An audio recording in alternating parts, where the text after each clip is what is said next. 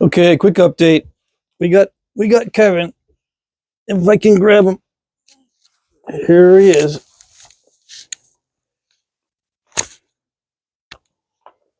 How you doing, buddy? Yeah, doing good. It's been pretty cold, so I think I'm gonna bring him inside for the next few days. I'm allergic to dogs, so I can't have him inside next to me all the time. But it is getting cold. I tried building dog houses for my dogs, and I ended up just making dog houses out of plastic bins and just cut a hole in the bin and insulate it on the inside. But they tear out the insulation and stuff. And I guess I gotta break down and make real ones. Anyway, I wanted to just touch on a few things. The boppers. Just a note on the boppers. I'm getting a lot of feedback, which is very good, and I'll take the advice on the boppers because I'm exploring them for two reasons. One, I always explore stuff in different. I always explore stuff so that I can experience different ways of napping. So, but don't get your hopes up too high. Once I exhaust my curiosity on these, I'm moving over to brass. Okay? I'm serious about it. I've got brass hammers, I've got brass bars, and all kinds of good stuff. Okay, so like I said, I'm going to be transitioning over. But before that time, I'll be exploring the boppers for two reasons. One is because I explore other materials. And then number two, they seem to be very good at napping the larger materials, which is good for the commercial side of napping. And I'm going to be exploring, well, I am exploring the commercial side of napping. As far as the commercial side goes, I'm surprised to see that what sells extremely well is the refined bifaces. They sell better than the finished points. And I think that's because they're more versatile or something. You can make whatever you want out of them. But that surprised me. I'm going to be getting more into art pieces and knives.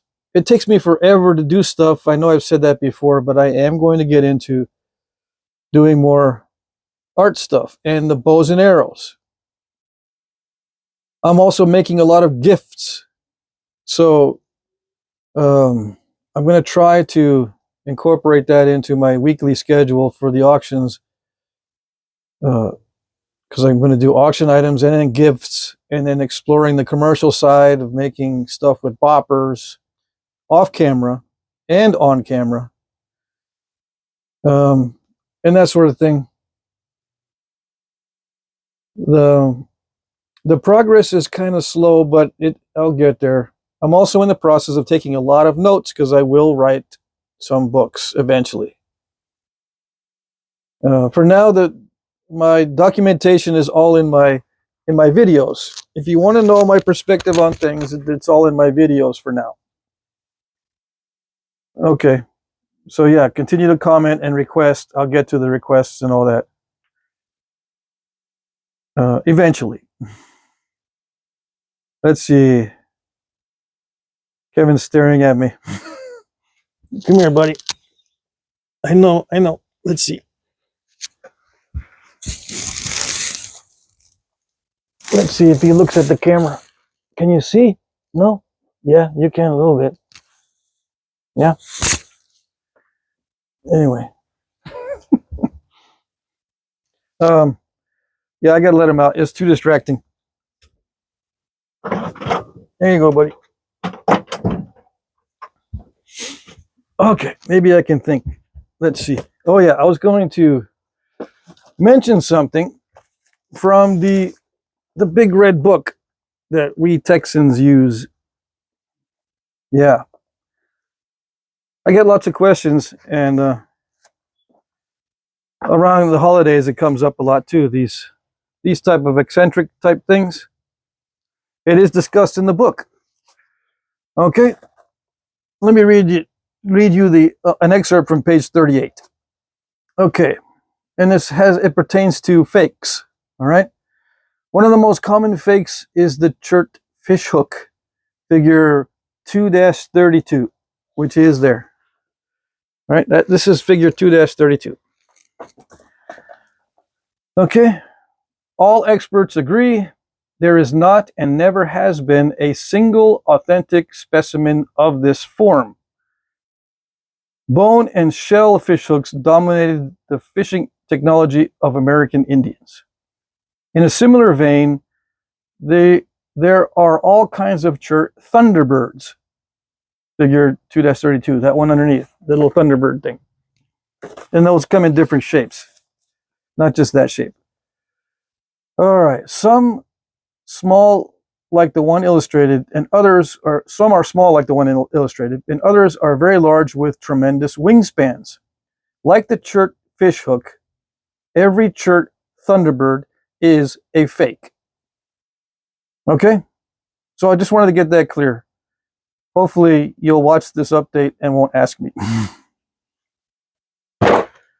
The other thing I'm still on the fence about, but I'm tending to say that it didn't exist, was the stone-pointed blowgun dart. Now, I've seen some videos on guys making blowgun darts with stone points. All right. To answer that question fully, I'm going to need to make some myself with blowguns from Payne that have the nodes knocked out. Because what I'm thinking is, when you use a smoothbore blowgun, like a modern blowgun made of a pipe or a tube, it's smoothbore so that the arrowhead, it's made of stone. If it touches the sides of the smoothbore, it's not going to break. But if it touches the sides of the cane that has punched out nodules or punched out nodes, there is a bump in there. You're going to get a little bit of a bump. So if that stone touches the bump, it's going to break. In my opinion, I'm going to have to try it myself. Now, I'm not going to purposely leave a bunch of node residue inside the tube to prove that the point will break. I'll make it the best way I can and see how consistent it is in surviving being blown out the dart compared to bone or wood tips. If the stone is going to be less reliable than the bone or wood tips, I'm going to say that I don't think that blowgun darts were stone tipped in the vast majority of cases. But I won't say that yet. I have stated it strongly that I don't believe that there were stone tipped blowgun darts, but I won't put a definitive statement out until I actually demonstrate it. Okay? That's one thing I want to work on in the future. And coming up soon, because I'm looking for places to hunt.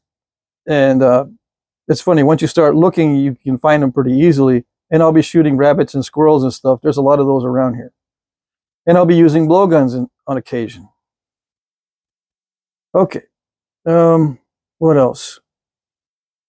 Okay, the boppers.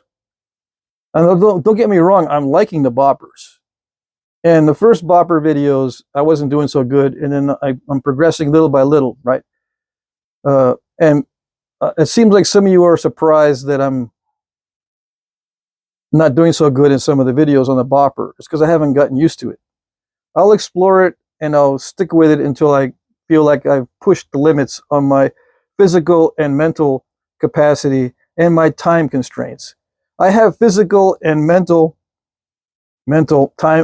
constraints as well as time constraints. Okay, so I may not be able to fully utilize the beautiful utility of the bopper. Okay, it is extremely useful, and in some people's hands, it produces beautiful work. Okay, so that transitions into this other thought that I had about performance art in Flintknapping. It appears that I could be making a lot more money with my videos if I concentrate on the performance art aspect of Flintknapping, which means doing it perfectly from start to finish, using the most modern tools or the best natural tools, and approaching it from a an elitist position where I need to be using the best techniques with the best materials, with the best material for not only the tools, but the workpieces and the stone. I consider that an elitist position, but it could lead to a lot more viewers on the channel. So I'm thinking about this.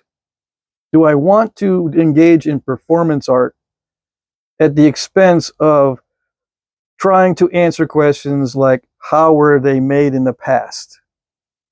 Okay. I'm not sure I want to compromise myself with performance art, at the expense of answering the question, how were they made in the past? Because I'm very interested in how they were made in the past. And I assume a lot of you are as well. And it's a legitimate question because it is part of our history, not only in culture, but in development of the brain. Okay? That leaves another question that people have asked me, or that they've mentioned, that it may be controversial. They have stated that stone tools have allowed us to access food that caused our brains to increase in size and therefore leads to better capabilities, both in terms of language and culture and also handicrafts and that sort of thing. But in my view, and I always give my opinions, and I'm stating these as opinions because I don't want to come across as a know-it-all, although I probably do. But anyway, my opinion is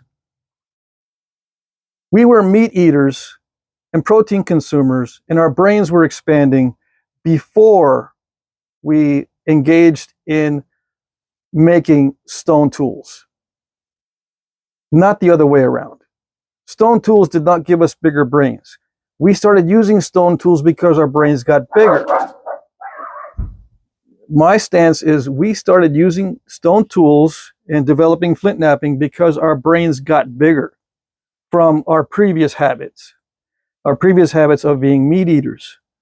Now, with stone tools, instead of being predators of easy stuff, we became predators of predators. Okay, so we just became better meat eaters. The men would go out, hunt the predators, eat the predators. The prey, so to speak, would then multiply. We would burn down forests to create savannas and grasslands, which also further increased the amount of prey that the previous carnivores used to prey on. And that became our primary source of food for the hunters and gatherers. So we would divide the tasks between men and women. The men would prey on the predators, and the subsequent boom in the prey, of the previous predators would supply food for the women and the children and the elderly. Okay, it's a simplistic view, but I think you get the gist of that. And then from there, it led to animal husbandry, and with the aid of animals, we started to engage in agriculture. But the aid of animals, both in terms of the work they can do for us, like plowing fields, for example, and also the meat and the dairy and the fur and the leather that they provide. Okay? We developed sheep that provide wool. We developed all sorts of animals that provide various things, not only meat. Okay? So it started out with us way back in the day as a monkey that ate meat. And from there, everything else is history, right? Everything else developed after that. We were meat eaters way before we became good at using stone tools. However, it's interesting to see, or interesting to study, the way we made stone tools, because not only do they last forever in the archaeological record, basically, and we can see them all, we can understand how our brain works by how we actually manipulate stone, because it's not like other crafts. There is risk. The management of risk changes everything in terms of how we approach the skill. Okay? And I'm dividing, this is going back into Flintknapping, I'm dividing Flintknapping now into various categories. And I'll be doing that in my books later on. Right now, I've divided Flintknapping into opportunistic napping and contrived napping. I've been thinking about this concept for a while. My particular style, and I am biased, okay? You don't think I don't have a bias. I do. I am not an authoritarian or an elitist, okay? So I have a bias against the contrived method. I'm not denying that it existed, because it did. I'm glad that most of the artifacts are made in an opportunistic way, but I'm not stating that fact because of my bias. I can see it.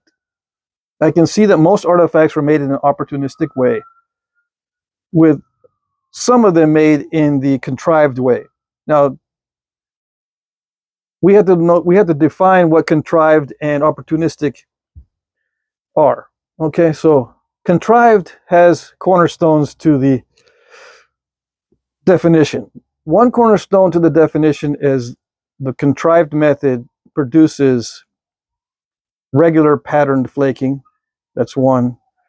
Another one is it produces consistent flakes from a core where the core is discarded.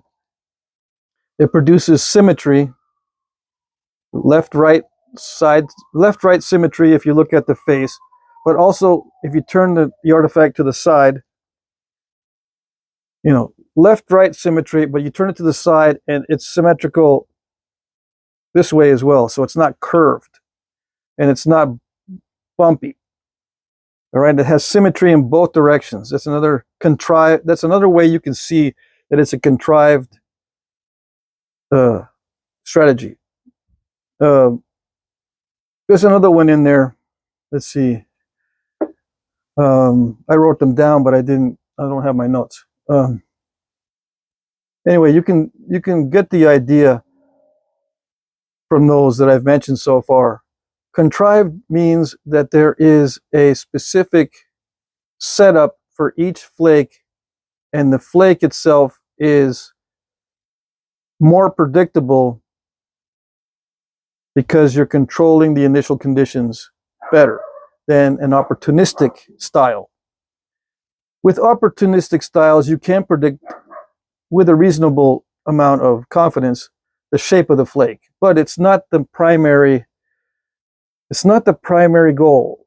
The primary goal of the opportunistic way is to just get it done, okay, and take advantage of what's already there, okay.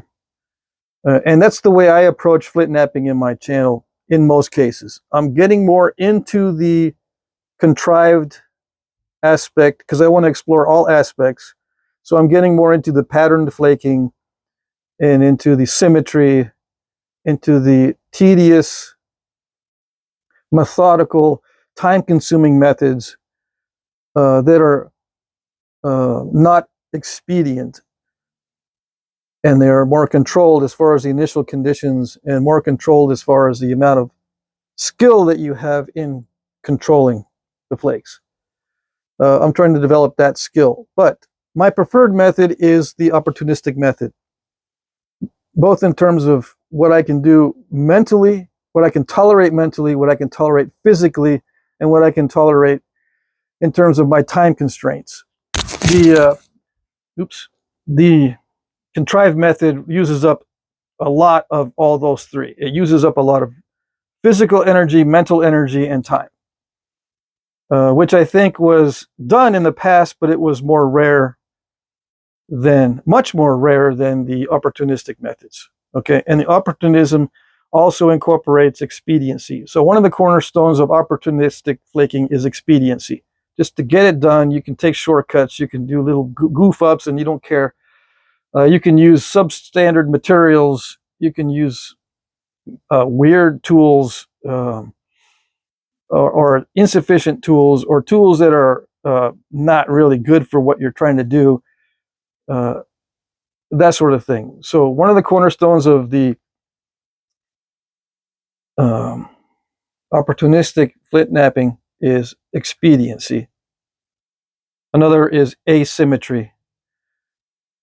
Another is speed in the time it takes to make something, and lesser amounts of actual cognitive ability. Either it's not IQ, it's if you're fatigued, if you're pressed for time, if you are just not understanding exactly what you're working with because you're new to that material or the tools, you tend to do opportunistic napping. It takes a lot less time, and it takes a lot less of everything. Okay. Now that's not to say that you can't make a lot of tools with the contrived way. You can, especially when you do blades off of a prepared core. You can make hundreds and hundreds of blades even in one day. So the contrived method has its advantages. You know, blades off a core. You can make hundreds of those in a day if you're good at it. All right. So I'll be exploring that. Let's see. I think that's it. It's 21 minutes. I'm putting the nap-in list. I'm changing the subject. I'm putting the nap-in list in every video now as a pinned comment. If you have nap-ins, or if you have a nap-in that you want to start, let me know. I'll help you start the nap-in by publicizing that you have one going on. Okay, I'll help you start it out. Nap-ins are the best place to learn napping, to get napping materials, to get your questions answered. Everything about napping is best done at nap-ins. All right? So you need to participate in the nap-ins, even if you just show up to say hi. The organizers of the nap-ins go, hey, there's people interested. Let's try to add something else to the nap-in, because we're having a lot of interest. People get excited when you show up, so they may add something else to the nap-in, like vendors' tables, or even I'm hoping they're going to do this, show up with a truckload of gravel that has chert in it and just dump it for everyone to start napping, that sort of thing. If we get enough interest, we can have a lot of that going on, a lot of materials available. That's the hardest thing to find these days, is materials. And if we get a good response to nap-ins, the materials will start flowing in. I'm noticing that. So that's important if you want materials. For down the line in the future, I think it'll help with that aspect. I'm lucky because a lot of people donate to the channel and receive gifts of stone. Okay, it's very nice. I'm very glad. I'm very fortunate, but not everyone has that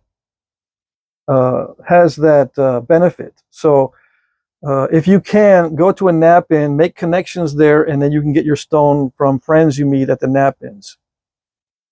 You can also buy stone from vendors. They like that. Believe it or not. Okay. You can also get ideas on what to make with your napping stuff, and you can make some money on the side. Okay. So the nap-in list will be on every video. And I will update.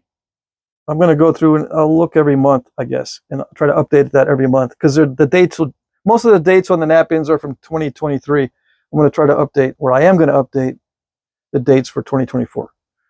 There's already some up there coming up in February and March that are 2024. Let's see, what else? I'm already itching because I touched Kevin, and I think I got some of the hair on my nose. Anyway, I'm going to cut the video. I keep looking at this here.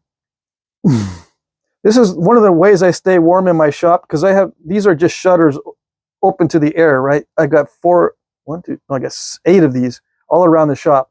So there's air passing through all the time.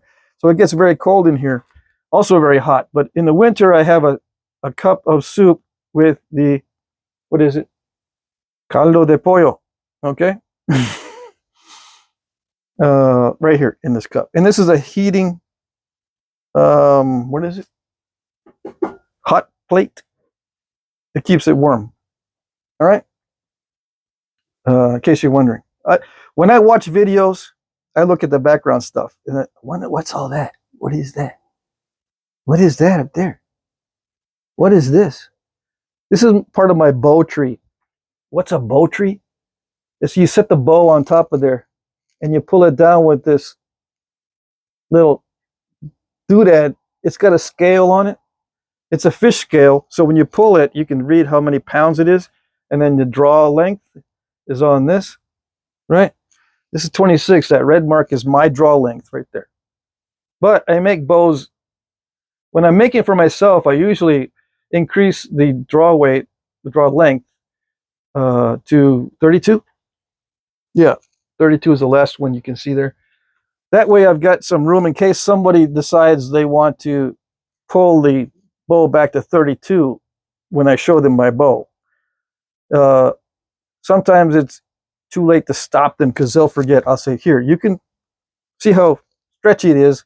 Just don't pull it back all the way. And they go, oh, thanks. Zzz, all the way back to 32. This stops it from breaking. All right. In case you're wondering. Let's see.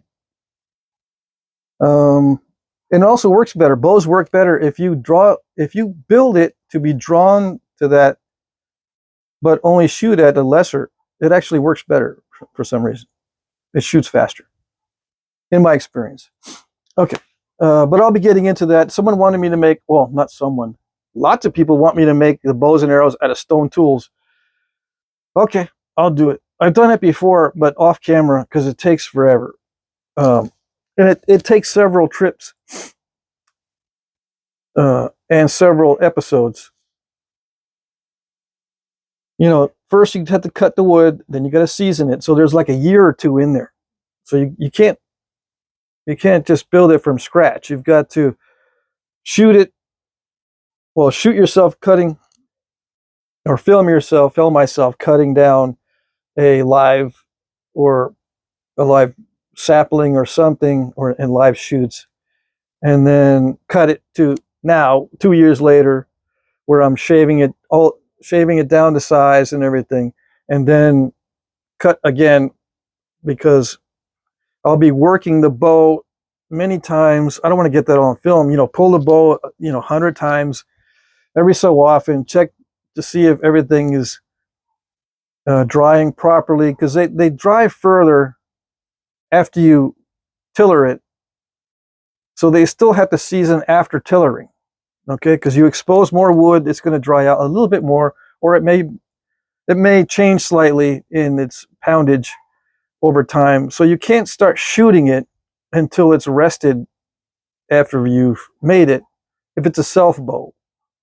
Now, if you have laminated bows and stuff that's already, let's say, kiln dried wood, and you make layers that are fully dry and all that stuff, if you make it out of layers that are fully dry, or they don't dry like fiberglass, you don't have to worry about it, then yeah, you can start using it right away after you build it. But with self bows, it's a little more complicated. Same with the arrows. The arrows tend to warp over time, so you've got to straighten and re-straighten and re-straighten, and after a while, you get the final product. So the start to finish on a bow is about 2 years. The start to finish on arrows is about 2 years. Okay? But I've got lots of stuff in progress, and I've already got bows made. So I'll make a bow and arrows on video, but it won't be the same wood for the start to finish. Okay? Because it'll take 2 years for me to complete that video. All right? Okay. Just to be clear. Let's see. So some of the stuff that I use I'm allergic to. Like I'm allergic to feathers. I'm allergic to all kinds of stuff, right? Some of the trees that I use, some of the feathers that I use, well, actually all the feathers and stuff like that, and the fur. I'm going to be using coyote fur for some of my stuff, coyote pelts, tanned coyote pelts, but I also have now, I'm going to be getting deer hides. So I'll be doing the rawhide processing. I'll be doing I did some videos on processing rawhide before. I think I still got them. I can't remember. But anyway, I'll be making rawhide, tanning some hides. I probably won't go through that whole process of tanning the hides. I don't like that process, mainly because it just makes a mess out back. But anyway, I will be doing that eventually.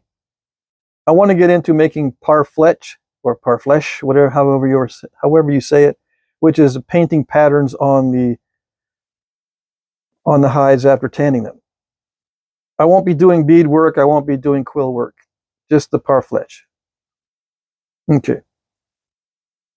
I think throughout most of the archaeological record, or I shouldn't say that, through most of the North American, Native American history, they were making parfleche or painted hides for their containers, if it was an area where they were using hides. But they also use bark. I've been collecting some bark for quivers and other containers and that kind of thing. I think I will make a bark quiver. I need to make a Eastern Native American set. I don't have one. I've got one for Plains Indians that I'm working on, and one for European style bow and arrow set. But I don't have an Eastern Woodlands arrow set started yet, so I'll start that. I should have time or I should be able to condense it down to a reasonable amount of time. Okay. All right. So it's past 30 minutes. I reached my goal of 30 minutes. YouTube tends to like 30 minutes also, I found out. They'll promote the video better, and somehow the ads work better. I don't know. Henry will like it too, my friend Henry. It won't be too long. And I noticed he reminded me that, yeah, a lot of people in the past have said that they like the 30-minute format. So, all right. I think that's it. I could go over cigar smoking. This is a touchy subject. Like everything, I'm exploring that, but I'm finding that there's not much benefit in the nicotine, but there is some benefit in flintknapping. It does increase cognition. I'm finding it in two ways. One, it does reduce anxiety if that's what you're focused on. If you have it in your mind, it's like a placebo effect. That you grab a cigar, you don't have to even smoke it. You can just leave it in your mouth, and it does calm you down. Just the thought of it. The nicotine does also affect cognition, at least with me. I guess with ADHD people, it'll help. Or maybe with everybody, I don't know. But it does help with cognition to a certain degree, so that things are not so... it's hard to explain. But anyway, I'm not going to continue that forever. It's interesting. And I think it was used by flint knappers in the past as a way to help them become better. And not only that, but in speaking with people and conversing with people, and it does improve cognition, at least in some people. So you can think more clearly. Okay?